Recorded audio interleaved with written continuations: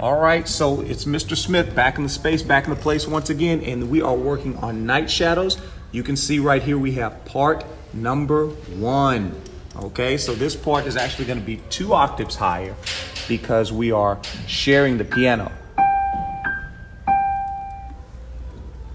You'll also see in this video that we have part number 2. And part number 2 uses these notes, uses the G, F, and the E, fingers 1, 2, and 3 in the right hand. And in the left hand, it uses G, third finger only, okay? And you can see the music right there that we're using. On part number 2, you're gonna read it exactly like it is. So you're not gonna go an octave higher or 2 octave higher, anything like that. Okay, so for part number 3, you're gonna hear on this video, in the third box, you're gonna hear the notes being used C, D, E, F, and G with fingers 1, 2, 3, 4, and 5 in the right hand. And in the left hand, we're using G, okay? And you're gonna read that one exactly as is. Now watch this.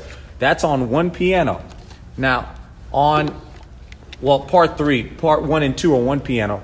Part 3 and 4 are gonna be in a totally different piano. So the part that I just shared with you is actually going to be 2 octaves higher than written.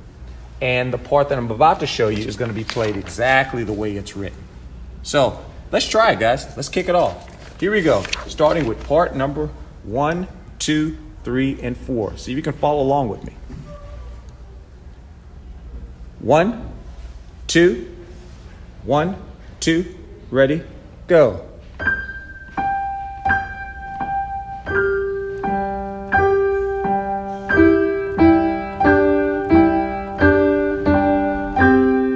Measure 5.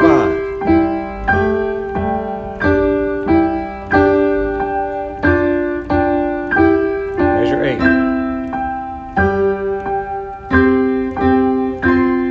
Last measure.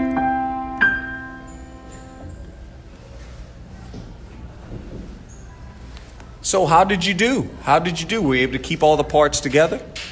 If you were able to, then congratulations. If not, go back and practice it. I'll also be sharing the individual videos so that you can hear each individual part. But once you get that, then you can join us in our ensemble on this video and hear how all the parts work together. Again, this is Night Shadows. Hope to see you back real soon. You know, as we always say, guys, keep on going.